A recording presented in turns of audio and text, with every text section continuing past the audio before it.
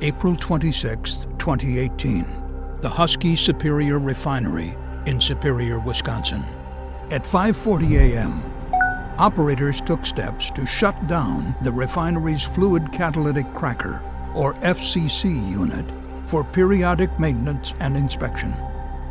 The FCC unit uses heat and a solid catalyst to break or crack heavy hydrocarbons from crude oil into smaller hydrocarbons, which can then be blended into gasoline and other products. Slide valves control the flow of catalyst between a reactor, which contains flammable hydrocarbons, and a regenerator, which contains air. It is important to prevent mixing the hydrocarbons and air, since if they mix, a dangerous explosion can occur. To avoid this hazard, the slide valves maintain a catalyst level between the reactor and regenerator, which acts as a barrier. To initiate the shutdown of the FCC unit, refinery workers stopped the flow of hydrocarbons to the unit and closed the two slide valves connecting the reactor to the regenerator. But unknown to the workers, one of those slide valves was eroded, and even though it closed, it could not maintain a catalyst barrier in the reactor. As a result, the catalyst from the reactor fell through the valve to the regenerator, leaving no protective barrier between the two pieces of equipment. This allowed air from the regenerator to flow backwards through the slide valve into the reactor, and then into equipment downstream of the reactor, which contained hydrocarbons, forming a flammable mixture. At approximately 10 a.m., the hazardous mixture of air and hydrocarbons found an ignition source, and there was a large explosion. Debris from the explosion flew about 200 feet and hit a large above-ground storage tank, puncturing the side of the tank and releasing hot asphalt. Asphalt poured out of the tank over the containment berm and into the refinery's operating units, where it spread along the ground. At around 12:15 p.m., the released asphalt ignited near the storage tanks, and a fire broke out.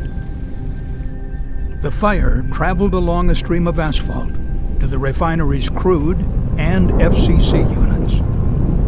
The fire produced a huge plume of black smoke, leading to the evacuation of a portion of the town of Superior. Typically, this type of asphalt fire can burn for days. A plan to extinguish the fire was developed by the refinery's emergency response team. Around 3 o'clock, they began to address the asphalt fire together with the Superior Fire Department. A fire truck drove to the edge of the crude unit, and emergency responders sprayed dry chemical fire extinguisher inside to fight the fires that had broken out there. Responders also used two stationary hoses called monitors to shoot water into the crude unit in an attempt to extinguish the flames. While these fires were being put out, over by the storage tanks, emergency responders began to approach the large area of burning asphalt. The emergency responders' plan was to push the asphalt fire into an empty area near the storage tanks, and then aggressively attack the fire from multiple directions.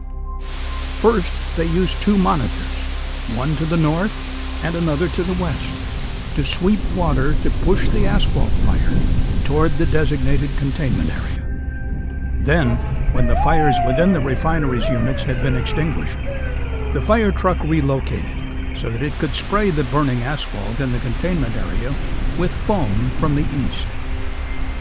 Around 5:30, an additional team began to attack the fire from the south, spraying foam from a monitor. At this point, the asphalt fire was completely surrounded within the containment area. With the fire contained, emergency responders were able to put out the asphalt fire at around 7 p.m.